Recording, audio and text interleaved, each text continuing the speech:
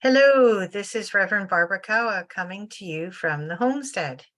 So tonight's masterclass is all about psychic skill sets. We all use our intuitive gifts for various purposes, such as doing readings for ourselves or readings for others, or maybe in our day-to-day life, when we're making decisions, we might consult with our intuition to see if we're doing the thing that we want to do. We use our intuition in so many different ways. And so the skill sets that we're going to be talking about tonight are ones that either you already have or that you can develop along the way. Some of them have actually fallen by the wayside and people just don't do them anymore, because societal pressures to conform and things like this. So a lot of the psychics stick to the more mainstream stuff. Now, psychic skill sets are just that. They're skills. Skills can be learned. So therefore, any of these skill sets that we talk about tonight are something you can actually learn. How's that for cool? So what I'm going to do is I am going to share my screen so you guys can see what the different psychic skill sets are. And what I'd like you to do is, as you follow along, think about which ones you might have. So as I explain them, you may get an idea of which ones you think you have. And again, they can be things that can be learned along the way. I don't know who's teaching them. However, there's a lot of them that can be learned. So I am going to share my screen now and let you know what are the psychic skill sets. These are very, very cool, and obviously they are not all of the skill sets. There are so many, many, many, many more than this. And therefore, if it's not on the list, then you'll probably find it, by doing the old internet search. And that's exactly what I did. I did some searching and looked at what the psychic skill sets could be. Some of them I've developed along the way, and some of them I've already had. Some of them I wasn't even aware of until I did some reading and learning through classes and stuff like that. So let's dive in. So the first one we're going to talk about is apportation, the ability to undergo materialization, disappearance, or teleportation of an object. And if any of you have ever watched Star Trek, you'll remember that they were used that as a way of moving from ship to ship or down to a planet or back up again or any of those kinds of things. And that they used it more as a machine doing it. However, this is something that you would use as a psychic skill. And, somehow reorganizing all of your cells and neurons and all of those things in order to be able to do that. The next one we'll talk about is astral projection or travel or mental projection.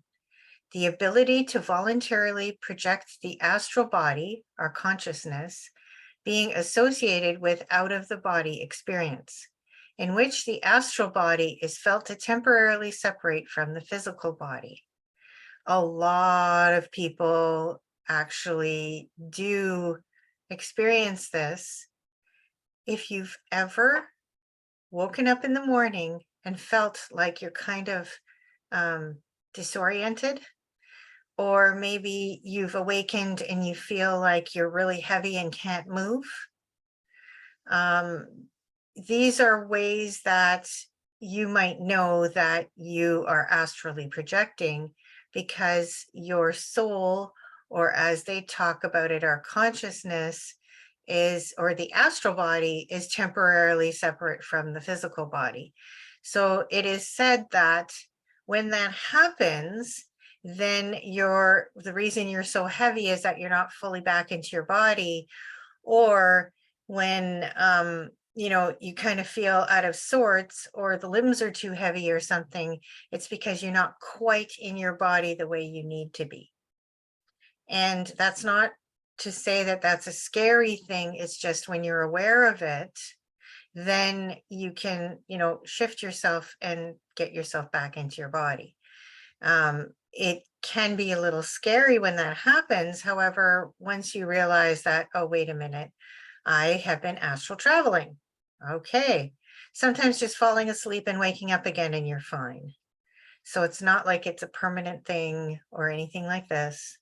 Another way to know that you've been astrally traveling is if you always wake up extremely tired in the morning, even though you may have had 7 or 8 hours of sleep. And it's not because of anything, any physical issues or anything like this. Chances are you were astrally traveling. Sometimes you might have dreams about actually traveling somewhere, and it's a possibility that you have been astrally traveling. There are many people who have had this kind of experience. And the good news is that our souls are attached to us using a silver chain or string, as you may call it. And that string cannot be severed in any way, shape, or form until we actually die. Once we pass, then that's when that chain is severed. Otherwise, you will always make it back to your body. You won't die if you're outside of your body. It's just making sure that that's the way you come back. Okay, next one is aura viewing. The ability to see the aura surrounding the body in all its colors. A lot of people have heard about that, and probably if you're watching this video, that you've also heard about aura viewing. Some people can see them in full color. Some people only see like an outline of the body itself. So it really can vary person to person. It's not like any of these are set in stone. It's just this is what usually is described when you talk about aura viewing as an example. So, there are people who can view that. It has been said that the aura layers are coinciding with your chakras. So therefore, they're all in different colors. And also the aura itself for each chakra is a different distance from the body, depending on the chakra. So, and in the aura layers, you can also see all kinds of different things in there, depending on our life, what we're thinking of, what is coming in to our body at that point. Automatic writing, the ability to draw or write without conscious intent, and it's also viewed as channeling. So this is something that most people can actually do very easily, learn on their own.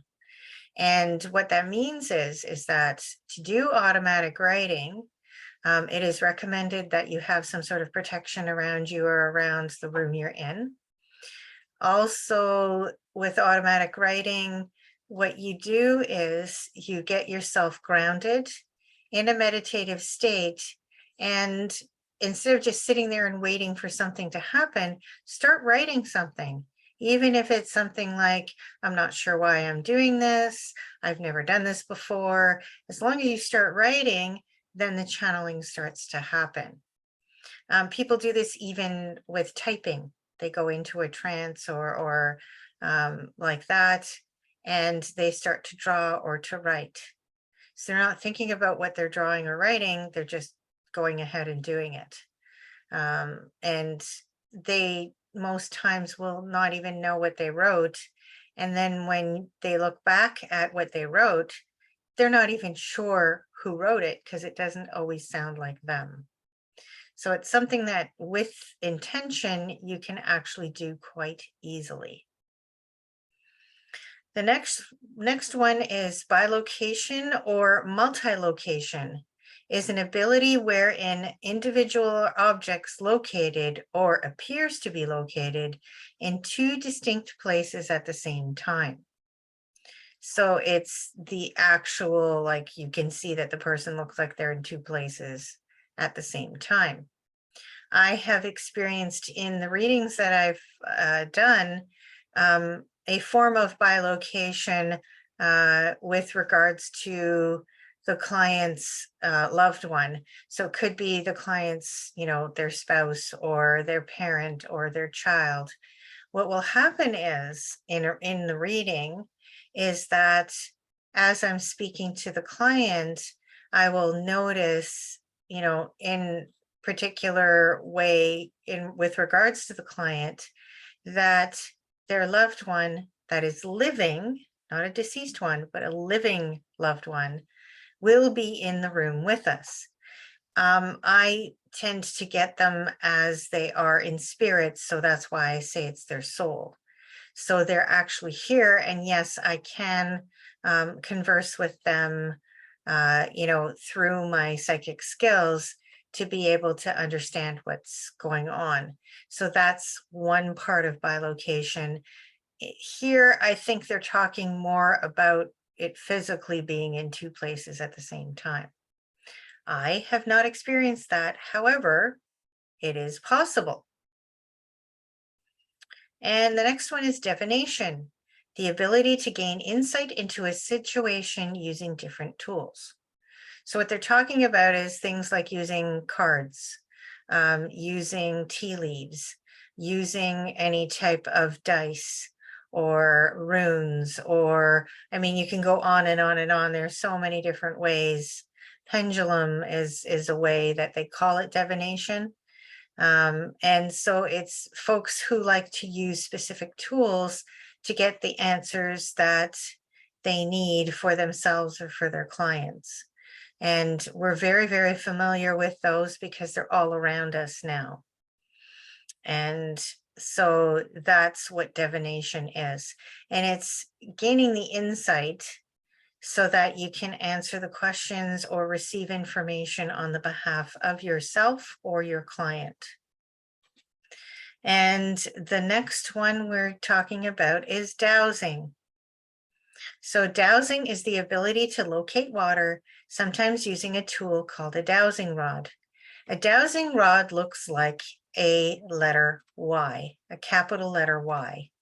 And what you do is you hold the two ends of the Y with the one end pointing horizontally away from you. And as you walk, you wait to feel the end of it go down towards where the water is. And my mom was an expert at that. She loved to walk around the cottage looking for water. I remember one time, and this is a very interesting story, and my dad doesn't really believe in this stuff so much, so that's why this story is kind of funny. My parents wanted to find a location for a new well because the old well appeared like it was drying up.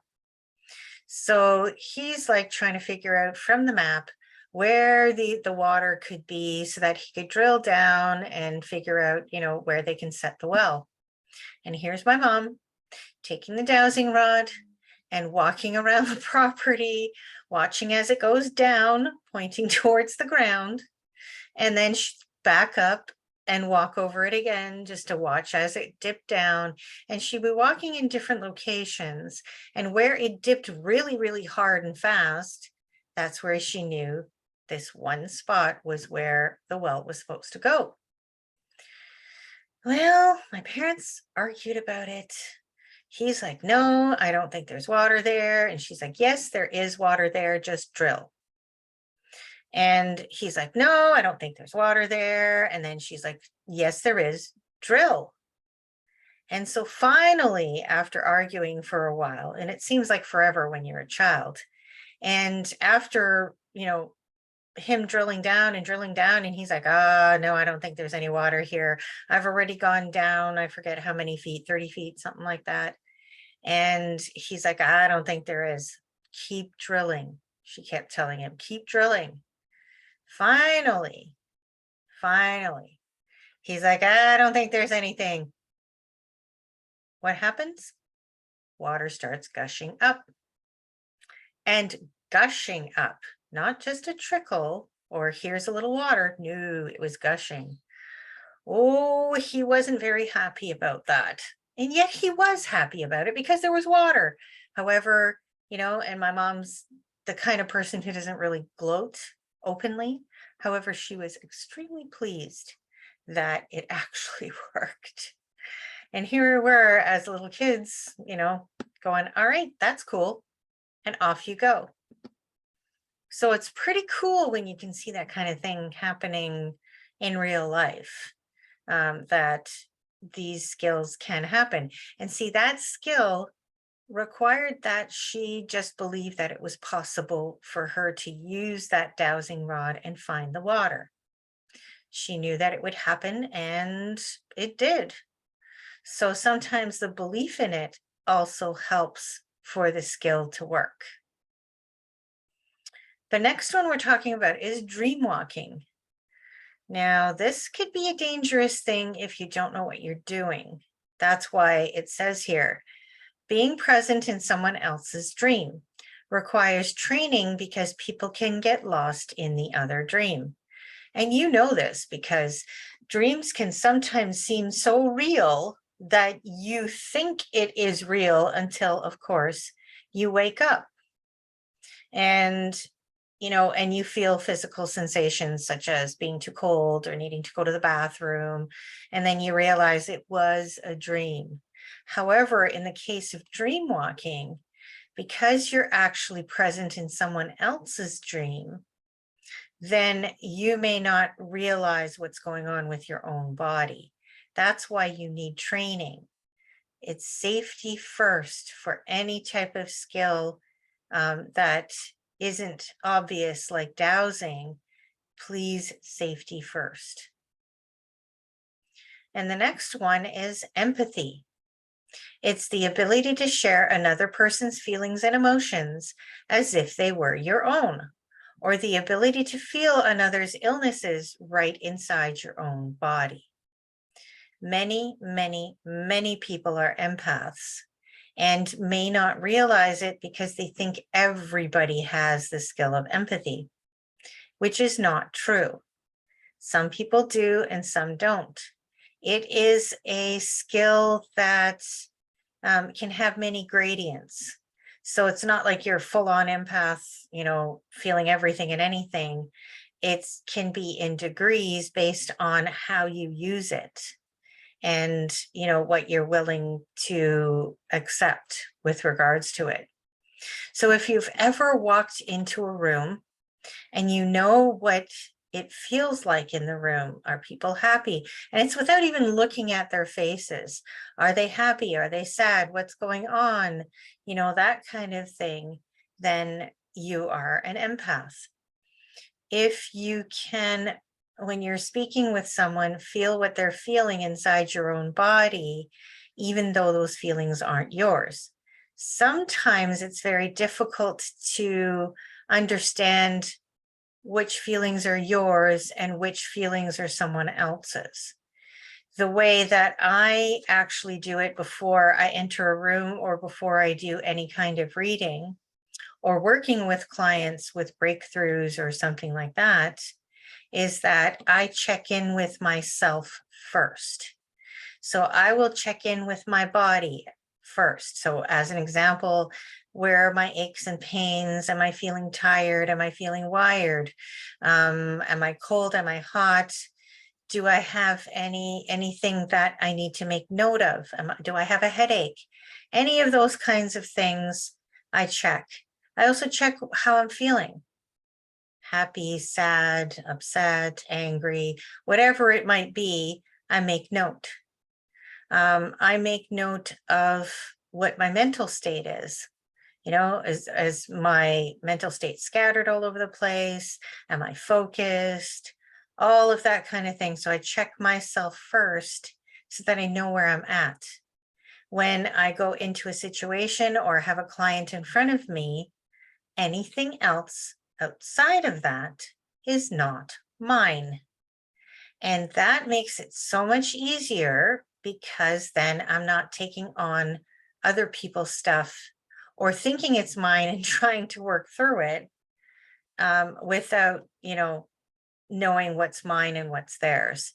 So it's easier when you know what's theirs and you're able to let that go and let that go back to them. The ability to feel another's illnesses right inside your own body. That's why it's important to know where you're at before you meet anybody in any circumstance. I had it happen one time. I was going to a event where I was doing some readings, and so they would be individual readings, and there were several of us going to be doing different types of readings and healings and stuff. And I remember I was at the door and I was greeting people and saying hello to them as they walked in, and myself and another lady were doing that just so that people felt welcomed. I remember this one lady walking in, and she walked by me, and then I went, wait a minute, I've got a really bad headache now. What's going on? I think that was her headache.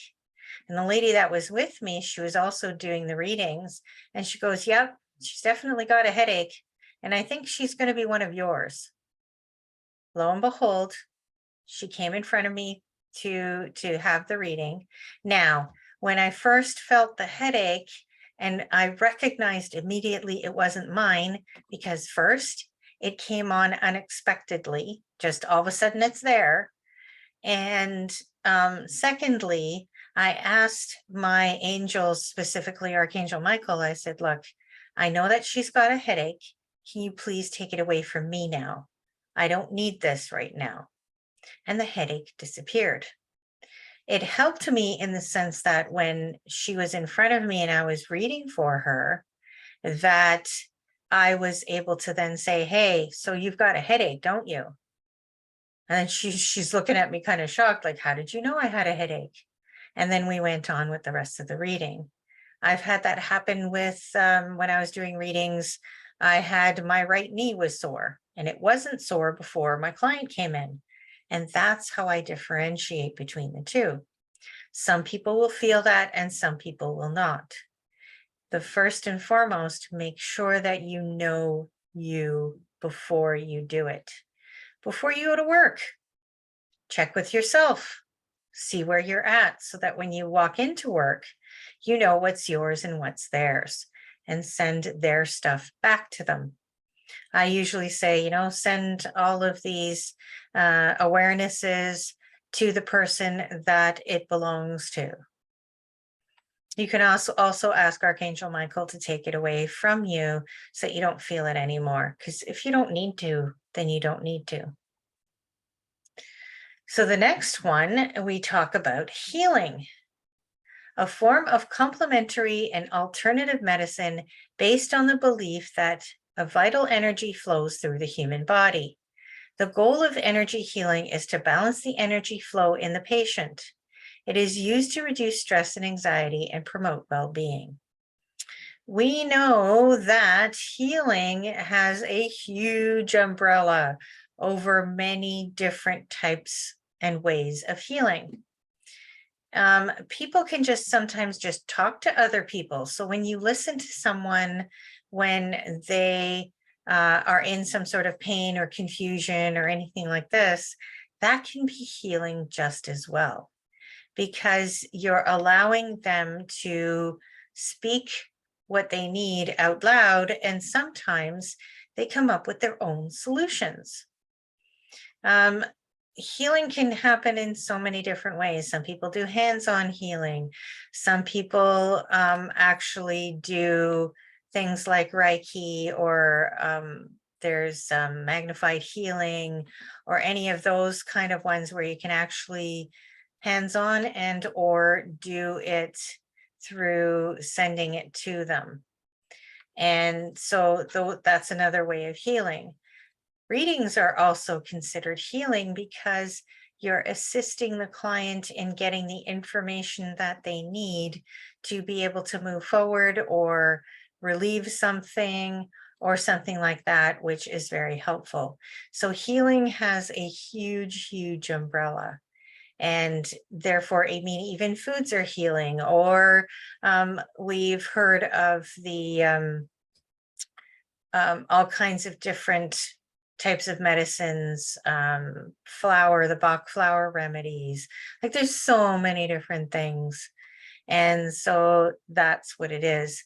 And how you know you're a healer is usually because you want to help people and you want them not to feel the pain or disappointment or whatever it is anymore. And you feel pulled or compelled to do so. So that a lot of times is how you know you're a healer. Or when you speak to people, they walk away and they feel better. Yeah, that's another way that you know you're a healer. And some people know that they are, and some people might not even realize that they are. So it's really interesting, and many people are healers. This one I would love to be able to do.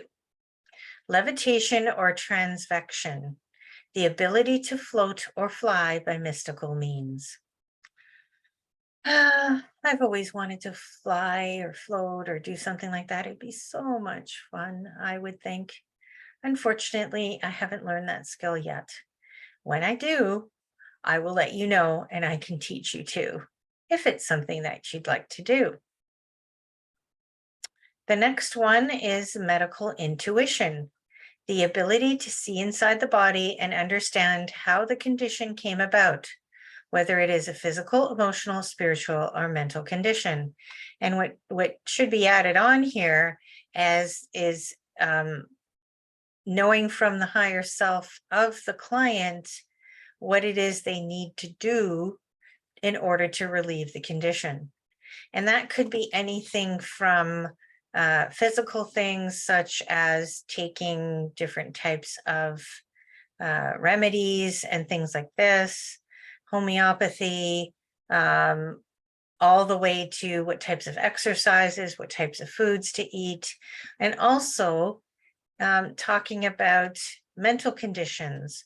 What do you need to do to improve your mental capacities or even your emotional self, depending on what came up for that particular illness?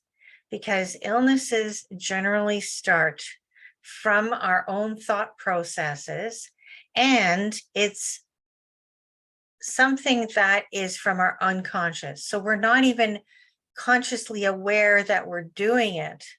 So as an example, it is said that the liver relates to anger and or processing emotion. So if you're having issues with your liver, chances are that's what is the result of. What a medical intuitive can do if they are trained, again, a skill training. And if they are trained, then they can find out why it happened. So therefore, then you know what you need to do to assist in your healing, whether you need to see someone else or whether it's something you can do on your own. And it's a very, very valuable tool to be able to then understand what's going on with your own body. In general, what will happen that conditions do end up as a physical illness is that somewhere along the line, there was a significant event that triggered you to, or the client to actually then, what they tend to do is when it's ignored long enough, that's when it'll manifest inside the body. And that's what's said. So that's why medical intuition is something that's important.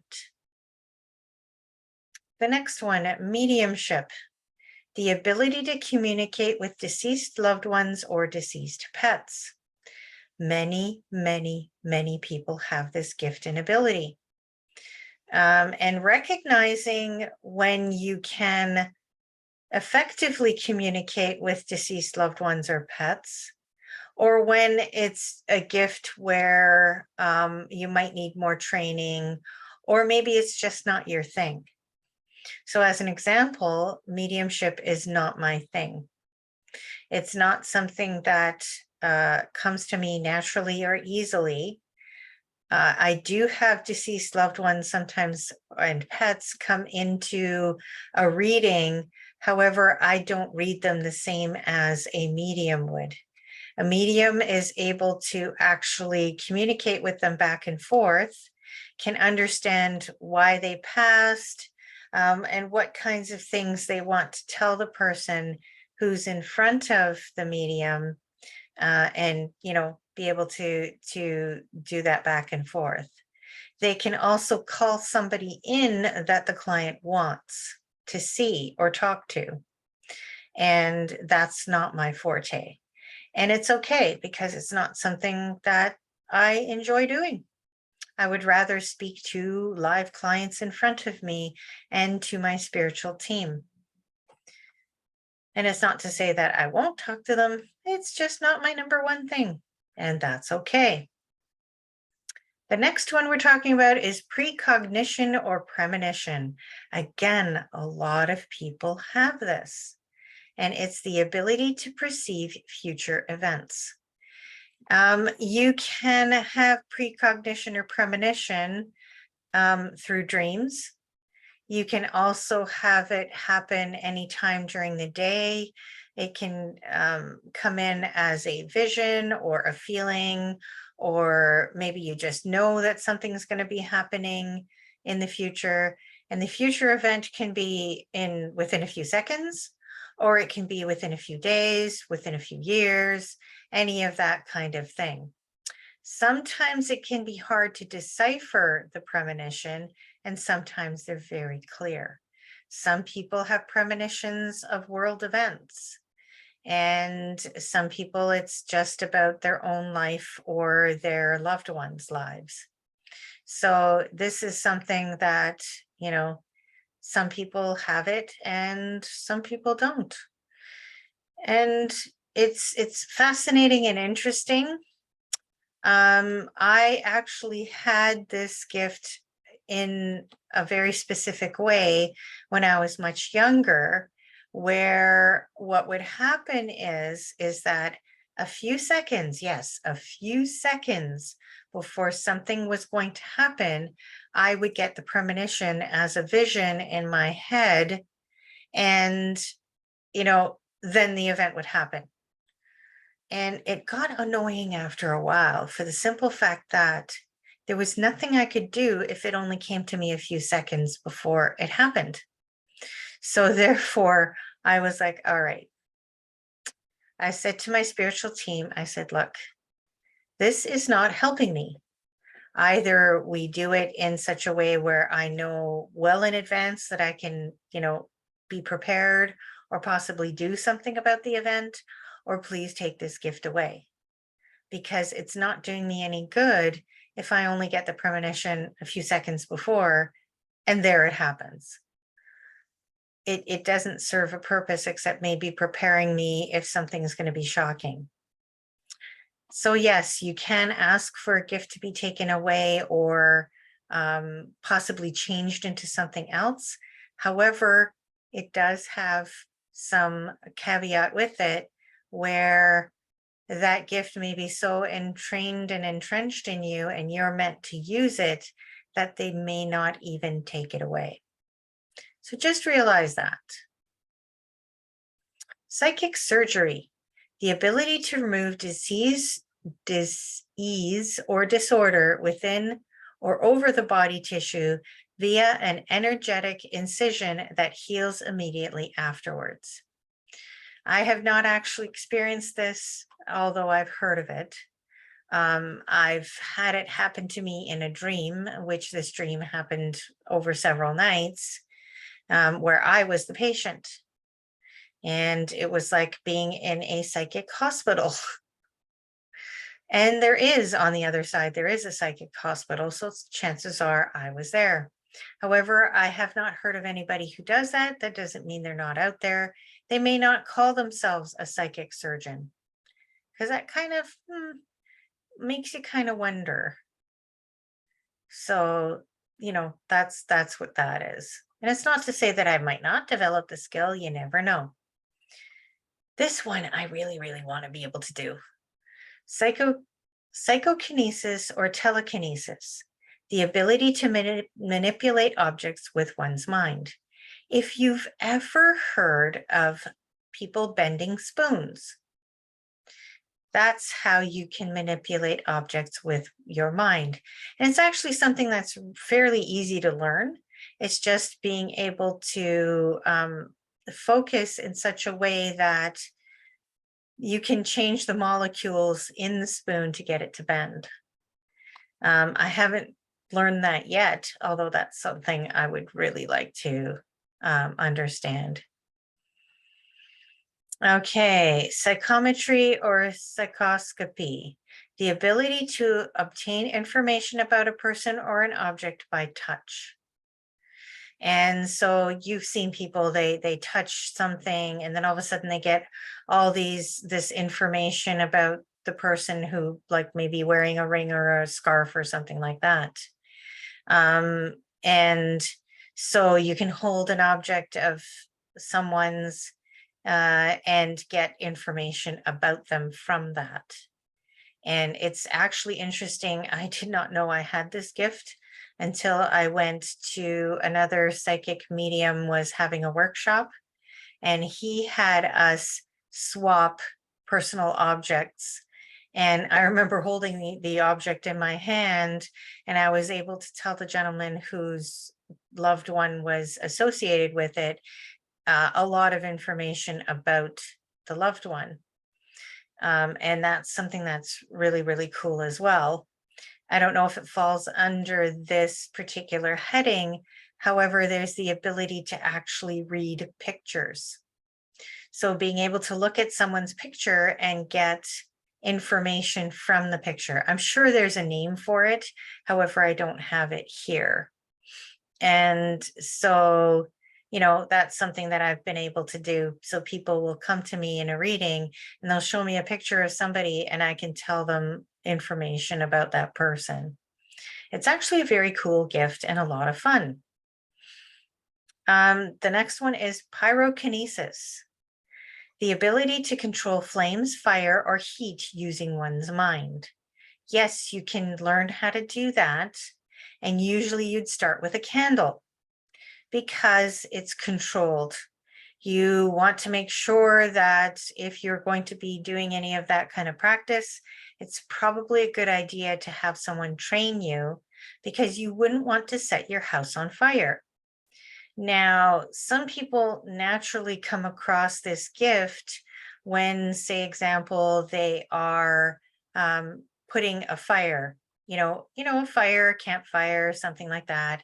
And all of a sudden they can make the flames bigger and make the flames smaller, all that kind of thing. They can light stuff really easily. So it's something that needs training, because you wouldn't want to set things on fire that you didn't mean to. That would be on the nay list. Next one, remote viewing, telesthesia, or remote sensing, the ability to see distant or unseen target using extrasensory perception. And this one, so it's like you could see the inside of someone's house without ever actually having been there. You can imagine what an area would look like. So here's a way that it works for me sometimes, is when I'm in a reading and someone's telling me about an event that happened to them, or they're talking about, a place that they've been to. I remember this one lady was describing to me the house that she grew up in, and she was talking about a painting that was in the basement. And then, she was talking a little bit about it, but she didn't tell me much about the house or anything itself. And so I told her, well, I see that it's like on a cliff or something. that it's sitting on a cliff, and that, the inside of the house, the basement is like it's carved into the rock. And I was describing everything to her, and she's like, yeah, that's exactly how it looks.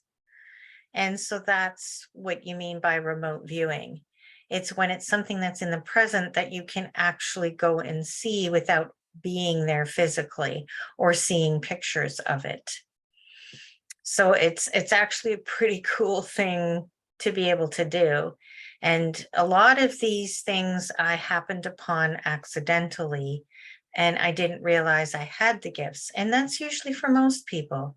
So this way, maybe you can understand what gifts you might have based on what you know about these now. Retrocognition or postcognition, the ability to supernaturally perceive past events. So it's like an event that happened for someone in the past, you're able to then perceive what it is. Again, it was very much like remote viewing when I was with a client and they were describing to me something that happened to them many years ago. And I was able to connect to that event and describe to them what was going on and why things happened the way they did. So I have been able to do that with clients, and another pretty cool thing to do. And it's not difficult to do, it just requires focus. Many people have the next gift. It's called telepathy, the ability to transmit or receive thoughts supernaturally.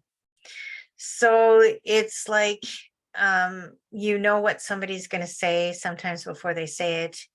And it's not something you can actually, like, it's not the way that we think thoughts. It's not the same way that that happens. You just know what the person is going to say or what they're saying. And it could sound like they're talking to you, or you may not hear any sound at all. My brother and I used to practice this when we were kids. Well, he was an adult, I was a kid. And what we did for like at least a couple weeks was we would start talking to each other telepathically, and we would tell each other jokes and stuff like this, and it became to the point where it became almost like a normal thing to do. A lot of times all of these gifts are shut down when we start to become adults. We don't realize that we're still using them. Now, the thing with telepathy is that you can be a transmitter, a receiver, or both. And the receivers will receive thoughts, but cannot transmit them to someone else to be able for them to understand it. Some people can transmit the thoughts, but they cannot receive answers back. Some can do both. So, you can do a little bit of a test and see which one you might be. But yeah, this is the way we used to communicate with each other before any type of speech was starting to be introduced. We did it all by telepathy. Parents do that to their children a lot of times inside the womb, because the child cannot hear with their ears all the time. It's usually done telepathically. And that way the child communicates with their mother, because think about it, they can't talk to them like physically. So telepathy is used in that case to be able to, why do you think mothers get cravings? Things that they would normally not want to eat. And that's because a child is telepathically talking to their mom, I want this. And so that's what tends to happen. Animals use telepathy all the time. I have some small birds, and one of my birds is very good at telepathy. And he tells me what he needs on a regular basis. So, and it's not with animals, it's very clean cut and very succinct. There's not a lot of chatter with it, unless, of course, you're a horse. Horses tend to chatter quite a bit. So, it depends on the animal and the person. And last but not least, which is another one I'd love to be able to do, is walking through walls. The ability to change or transform your physical body so you can pass through inanimate objects.